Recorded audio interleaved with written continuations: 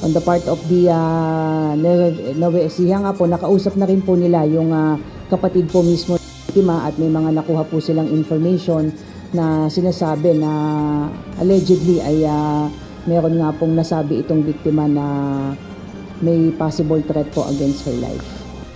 Sumakay ng bus sa Bayumbong Nueva Vizcaya ang dalawang lalaking ito.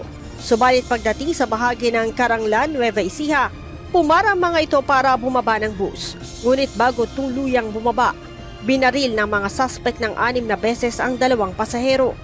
Ayon kay PNP Public Information Office Acting Chief Police Colonel Jean Fajardo, ang mga biktima ay mag-live-in partner na mula sa Kawayan Isabela at patungo sana sa Tarlac. Sinabi ni Colonel Fajardo, nagsasagawa na ng backtracking ng CCTV ang mga otoridad para matukoy ang pagkakakilanlan ng mga gunmen. May tinitignan po sila ng mga ilan po nating mga posibleng persons of interest dahil di umano bago po nangyari itong insidente na ito ay may nakaalitan itong biktima natin, particularly yung biktima po nating babae. Kinumpirma din ni Colonel Fajardo na kinasuhan ng babaeng biktima ang anak nito ng carnapping matapos tangayin umano ang kanyang sasakyan.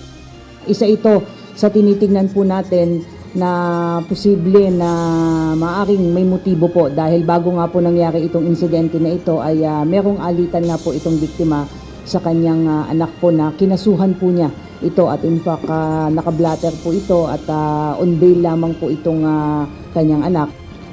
Base sa CCTV footage, mistulang planado ang pamamaril at bihasa ang mga suspect.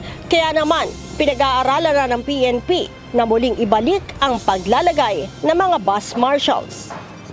Kung po pwede po natin na ibalik yan as part ng ating police intervention na maglagay po tayo ng mga bus marshals, particularly yung sa mga bus po na nagbabiyahe po ng malayuan po.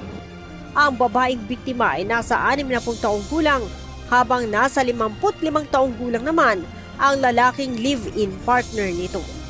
Leia Ilagan, UNTV, News and Rescue.